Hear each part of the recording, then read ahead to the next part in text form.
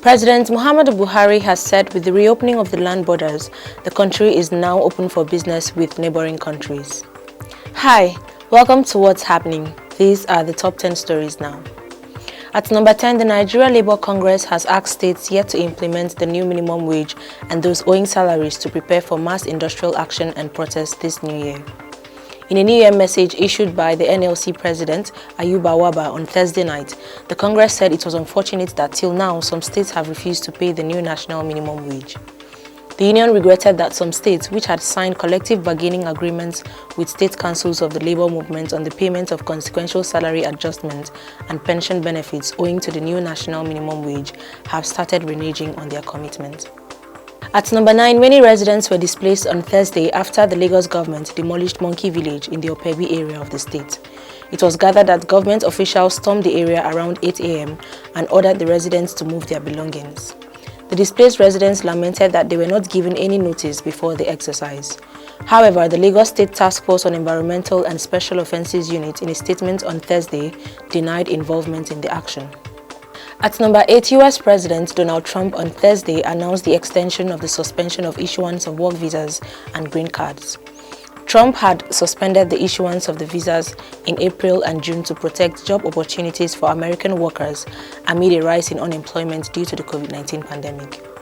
The order will now expire at the end of March 2021, extending into the first term in office of US President-elect Joe Biden, who has vowed to reverse Trump's immigration policies.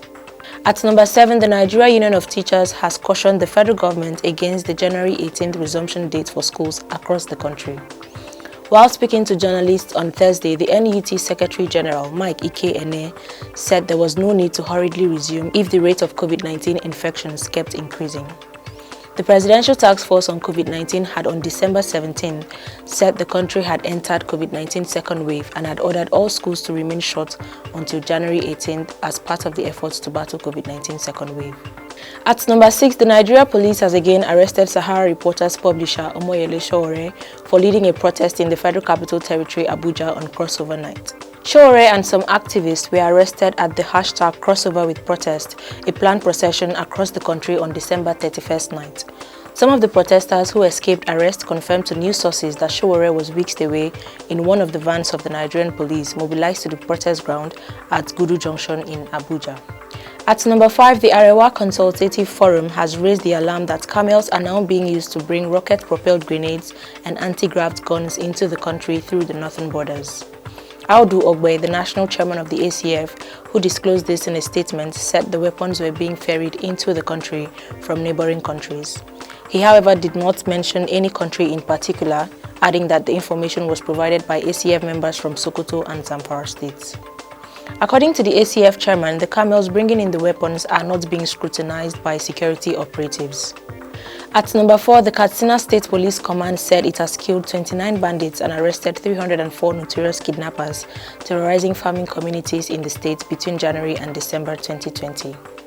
The command also said it apprehended 1,053 criminals in connection with 1,024 reported cases in the period under review. The State Commissioner of Police, Sanusi Buba, who disclosed this at a press conference on Thursday in Katsina, said 276 suspected armed robbers were also arrested by officers of the command at different flashpoints in the state. 47 victims in 6 reported cases of human trafficking were rescued and handed over to the National Agency for the Prohibition of Trafficking in Persons Office in Kano State. 24 AK-47 rifles, 1 LAR rifle, assault rifle, 10 locally made pistols, 20 locally made guns, and 600 rounds of 7.62mm ammunition were recovered from the hoodlums.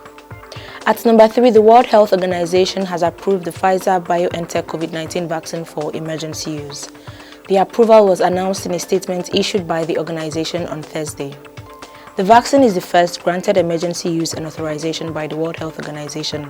It has also been approved in countries like the UK, US, Malaysia, Switzerland, among others. Speaking on the development, the World Health Organization Assistant Director General for Access to Medicines and Health Products, Maria Angela Simao, said approval will encourage the development of more vaccines as part of efforts to ensure access and equitable distribution across countries.